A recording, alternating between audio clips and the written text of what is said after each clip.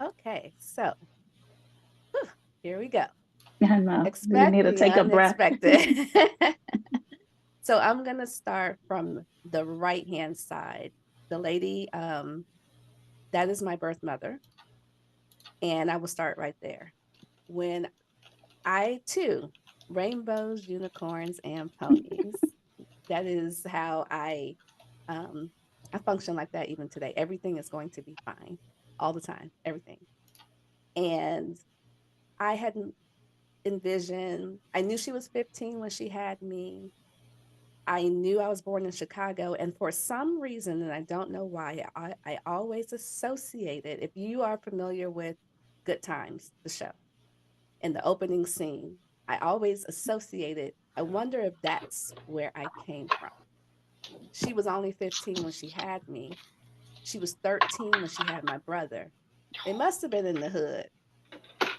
That is just, but even that, even still in that, she's still doing well. And I'm sure it's going to be so amazing when we meet. Um, Not so. So, like I said, I found her and I actually met my brothers first. And my brother did confirm for me, not that I grew up, not that it wasn't like in the scene of the opening scenes of Good Times, but they were in the hood, very, very much in the hood. To the point that this side of the family, if you were not my mother's age or older, you did not know I existed. I was a family secret. My brother, who was only 2 years older than me, of course, did not know I existed because he was only two when it happened. No, no memory. So when we first met, he actually thought I was his older sister. Come to find out, I'm actually younger. And he said that while he is totally fine in everything that he should have been, he was none of it. He should have been in a gang. He should be in debt. He should be dead or in jail. He did not go down that path at all. But he did tell me it was so rough growing up. He was actually glad that I was not around because he could not have imagined trying to watch his back and my back too, because I was a girl in the hood of Chicago. So I meet my grandmother. I meet my brothers. I find out I have a younger brother that's 11 years younger, and I meet cousins and everything. A year later, because I find out that my mother actually had moved to Alabama, I meet her. And that meeting was the most disappointing meeting I think I can say to date because everything I had envisioned her to be, she was none of it. The first disappointment was I was looking for that genetic mirror because outside of my son, I had never seen anybody that looked like me. And I didn't look like her. My very first thought when I saw her was, oh my God, life has been hard because you could just see life all over her. And I was like, oh. And as the years went on, the disappointment just grew because she either really doesn't remember because, like I said, she's had a rough life, or she really just doesn't want to talk about it. But she's never been able to we've never just developed a relationship because she doesn't talk. Like it's still very much, hey, how are you? How's the weather? Or because I live in Florida, when a storm, is on the news, I hear from her. It's like, girl, stop calling me about these hurricanes. We're fine. We're good. Don't Mm. call me about another tropical storm. We're fine. But we haven't had a chance to develop a relationship, and that's been disappointing. But I've had to learn two things from that. Number one, show her grace because I really don't know the story. I can only go by what an older cousin has told me and then kind of create my own narrative. So that was the experience with my birth mother. My birth father, by the time I met him, and this was just in November, a year ago, November of 2023, we're in November. By the time I met him, he was in a nursing home. He had had a stroke about 8 years prior because the young lady in the middle, that's actually my sister, who is 2 years younger than me, she passed away unexpectedly due to an asthma attack.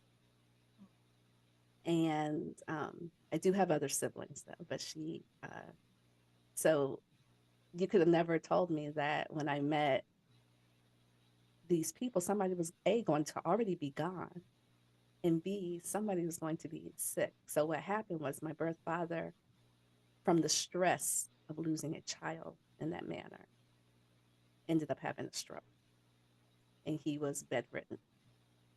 And by the time I got to him in last year, this time, um, he also could not tell me a whole lot. However, I found my genetic mirror.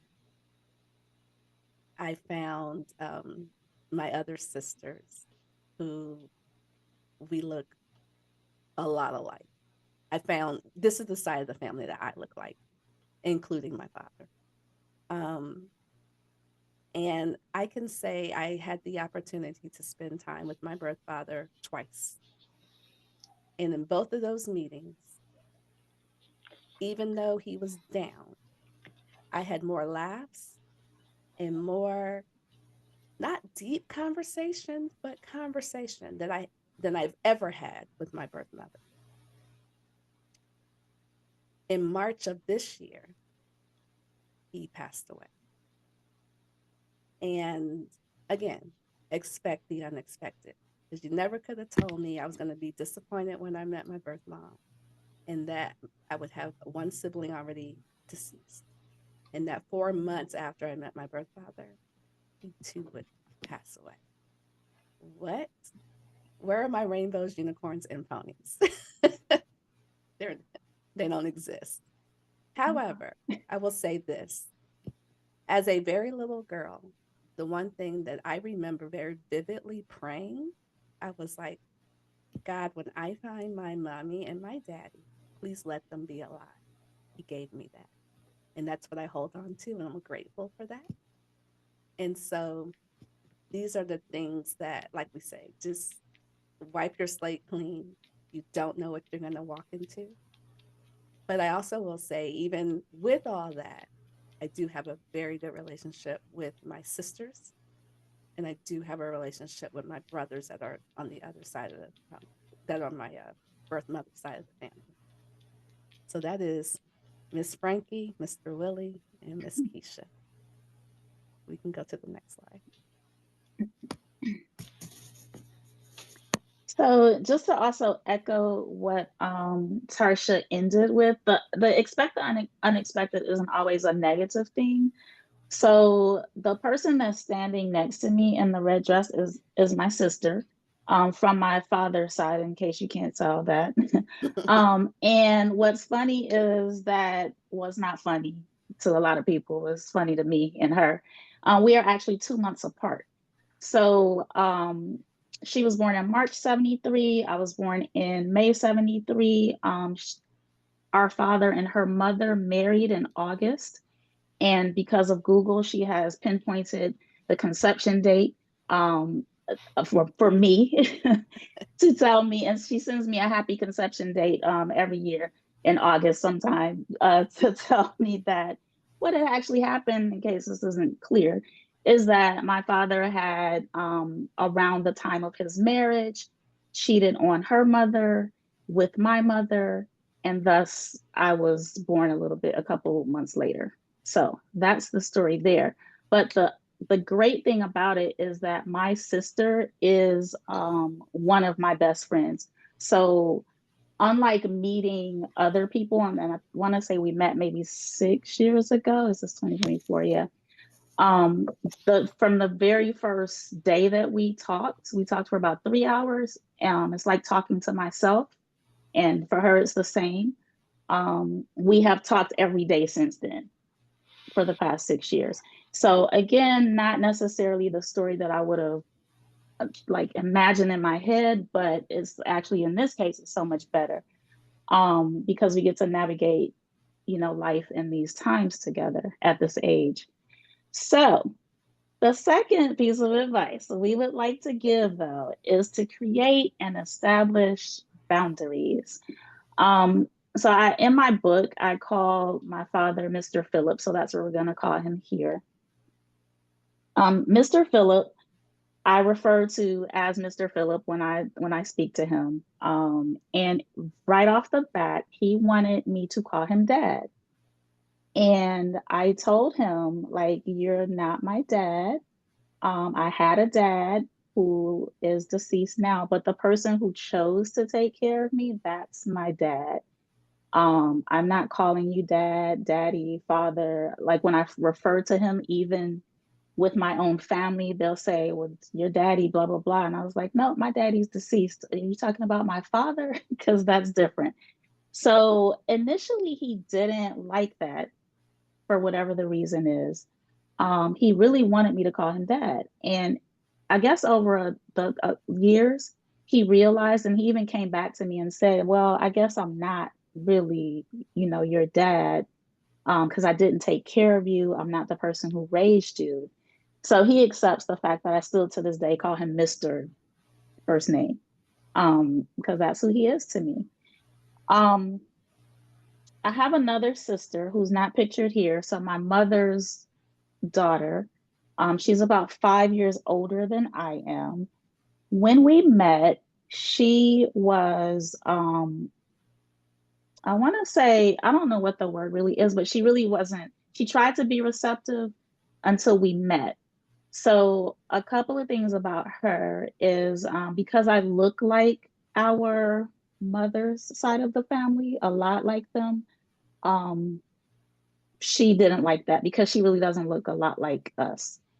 And she also, at one point, told me that she wished she was adopted because she kind of had a hard life because our mother died so young.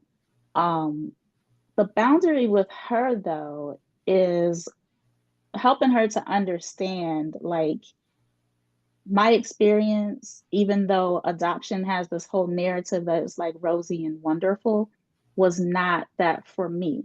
Um, so like it's kind of like please don't, talk about things that you don't understand. So I had to explain to her she didn't know about the, leaving me in the apartment building part. She didn't know about how adoption came to be, and she didn't know what my adoption was like. So in that way, once we did have that conversation, it was a little better relationship, but still I had to let her know, kind of like this was what my life was, and now here's the, like let's not romanticize what you think happened.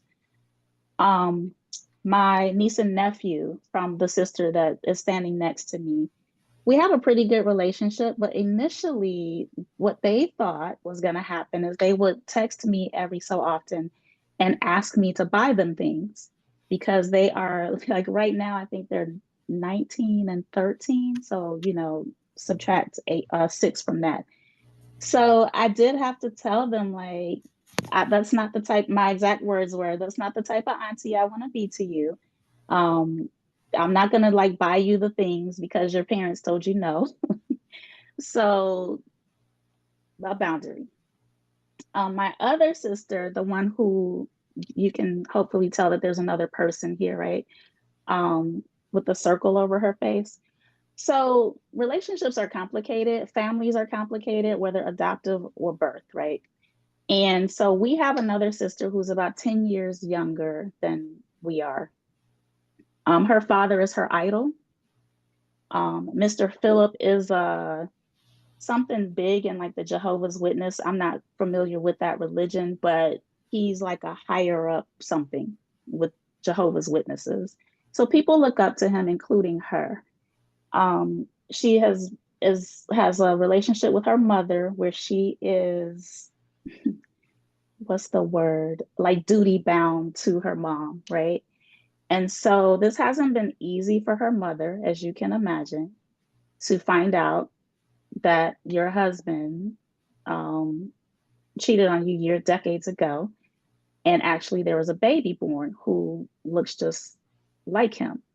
So, what she's chosen to do is to kind of stand in solidarity with her mother. And what has come with that is a lot of negativity toward me. And what I've had to do is kind of be like, again, and I do like this because the boundary is literally like, this is me and this is you, is to let, kind of like let her know in a nice way that I'm not doing that. with you, and like once you and your mom kind of heal from some things, then maybe we can have a relationship. But otherwise, no, thank you. And it's perfectly okay to say that. Um, I also have a brother who's not shown here, and our brother is was born from another woman. He's older than we all are. And same thing with him. Once I there was it's really too much time looking at the time. It's really too much to explain for right now, but basically there's a lot of social media, something or another going on. And once I saw that that was how he was going to interact with me and kind of stir up drama with his father, our father, then I blocked him, don't talk to him. And again, because I had to establish a boundary, even though, and I won't say it's easy because as adoptees, we want these connections, right? You want this like biological connection and you think it's going to be easy and effortless. But just like anybody in your life, you have to say like, I'm not, I'm not going to deal with that. Yeah. So I think we can go to the next one. Excellent. So this is my paternal brother. On my paternal side, I have one brother, and I have four sisters. One is deceased. On my mother's side, I have two brothers. I'm I'm gonna go ahead and tell this story. Speaking of boundaries, I'm gonna back up with my birth mother.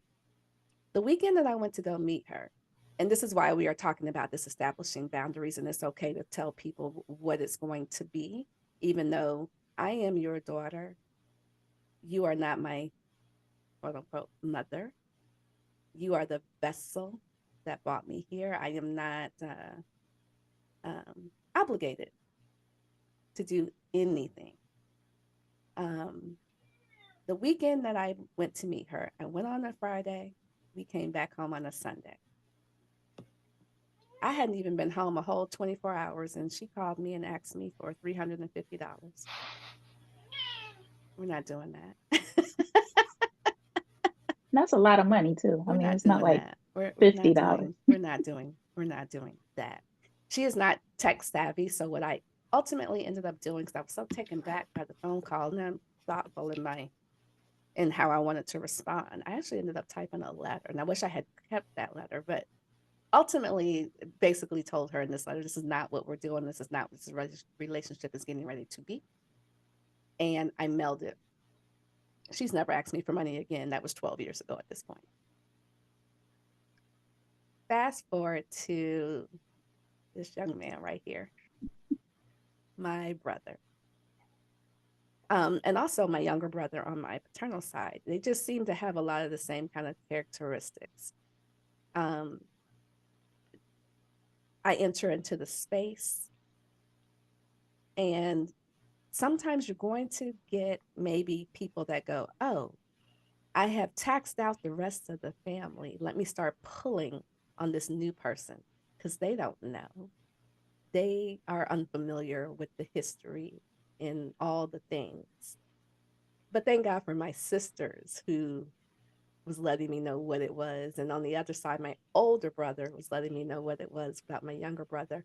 It's just the pulling, the can I have, can you do, can you, and no is a whole complete sentence with the period. It's so nice to meet you, but this is not what this relationship is going to be. And it can be super hard. I'm not even going to say it's easy because you do want these relationships. That is my brother. You see us in this picture. I mean, that's my brother. And I've only met him a couple of times because I just met him last year. But, that connection is there, but I cannot be all the things that you want me to be because I'm not doing that. So I need for people to understand when you enter into these spaces, be okay with saying no and be okay with saying, this is not what we're doing. And if the other party is not okay with that, that has absolutely nothing to do with you. This is all about your peace, your state of mind, all the things. I love you. And sometimes you have to love from a distance, and that's okay.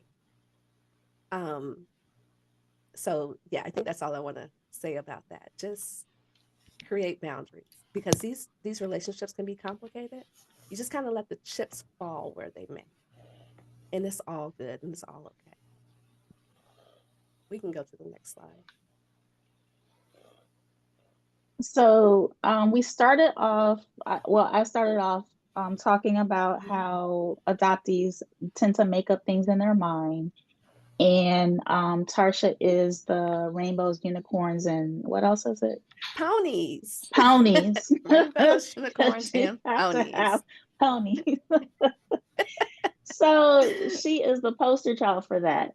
And the opposite is that is simply accepting reality. And I say simply, but I understand that it's not simple to just say like, oh, this is what it is, right? So, and you'll have to bear with us because I don't remember. Sometimes it's both of us have these experiences, and sometimes it's just one. I do know that the you will not like everyone in your birth family is a thing for me. So the Sometimes you don't same like way, it. Right. Go ahead. You said it. You said right, it. right. So the same way that if you with your adoptive family, I don't talk to all those people because some people you've learned are the moochers and some people are the whatever, and um some people are on substances and you just don't need to talk to them. So it's totally okay to give yourself that permission. I'm pausing because I keep hearing like something. Um, It like somebody's mailing something. that not What is mailing. it? Oh, okay. Um, I'm like, is somebody doing mail? Um, anyway, but it's okay to give yourself permission that it's okay not to like everybody in your birth family. And whatever you want to compare it to, I would even say work. Like we have lots of coworkers. You don't like all your coworkers, but you still work there.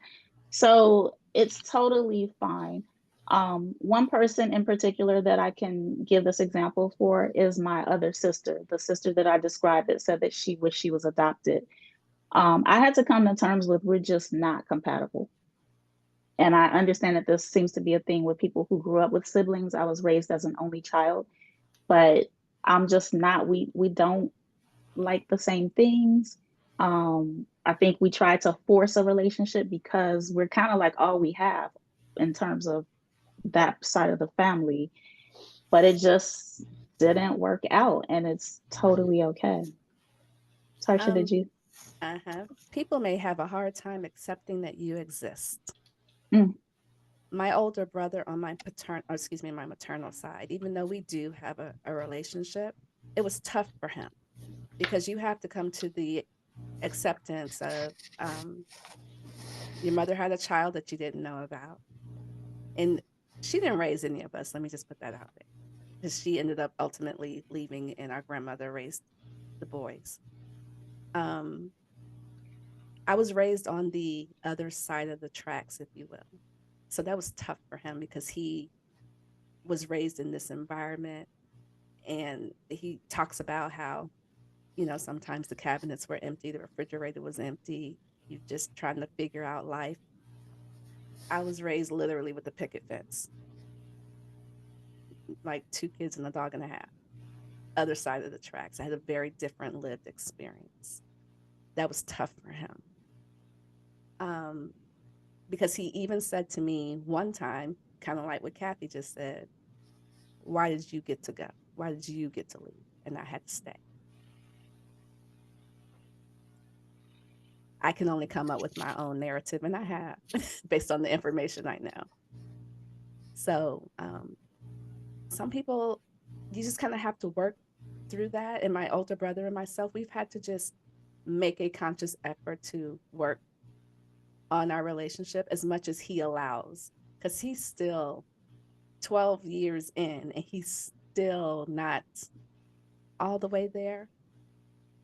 But I can say it's better now than it was in the beginning. My sisters have been a totally different thing. They're just, and I don't know if it's a male female thing, but they are just very accepting, it's just been real different with them. They're just like, you're our sister. And it may have something to do with they've lost a sister. and then to have gained another sister very unexpectedly, that might play into it. But it's just it's been different. But you may be overwhelmed by your birth family because it could be a lot. Jesus, they could ask you for money and just stuff that you're just not. It's okay to be overwhelmed, but it's also okay to be underwhelmed. Like I said earlier with my Tarsha, birth family. before you do the underwhelm, can I just add to the hard time accepting you exist Yeah. part?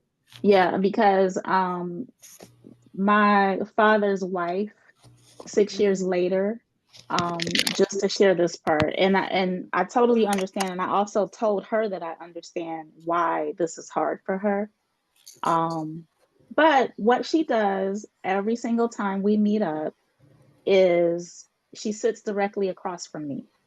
So I've actually never been with my birth father alone because she won't let me. And if we go to eat somewhere or do something, that she sits directly across from me and just kind of stares at me. And so I understand, again, this is not my expertise, but I get it. She's trying to make sense of it all. But it's been 6 years. Um, the last time this happened, I actually went to their house and I asked if I could just be with him. I asked him and he said, sure. But then when I showed up, she greeted me at the door. So I spent time with her that day, and we had a hard conversation and tears were had, mostly on my part. And that day, after that day, I decided, actually, if we go back to the boundaries conversation, I decided to just go no contact because I could see that this was not going to go anywhere, because until she comes to grips with whatever her situation is with her husband, as well as my existence in the world, then my birth father and I can never have the relationship that we potentially could have. But this is a thing, like, depending on your circumstances, and if you ever, and I hate to, I don't hate to, but I'm just going to plug Tarsha's podcast. If you ever listen to her, the Adoption Journey podcast, there's so many stories of how we have come into being, and no story is crazier than the other, right? But there's just a million ways. And so it is important to accept the reality that these people are, you're like popping up out of nowhere in a lot of cases, right? And it takes a lot, and everybody's not on a healing journey or in therapy or whatever. So they just not might not want to accept that. Okay. Um, yeah, so I was just going to say about being overwhelmed by your family, but it's also okay to be underwhelmed by your by your family. As that was my experience. I was very I wasn't expecting that, but I was just like, oh, so this is her. Got it. And it's okay. And I hear myself saying that a lot. It's okay because it's okay. And this is not me being rainbows, unicorns, and ponies at all. This is my lived experience. And but I will say this: you kind of have to be in a certain place. Um, I don't think I would have been here in my 20s for sure, but because at this point I'm 49, and I'm like, you know what? I'm very in tune and very much very accepting of who I am. So because I'm okay with who I am as a person, it allows me to deal with these situations in certain manners. So as Forrest Gump says, that's all I have to say about that.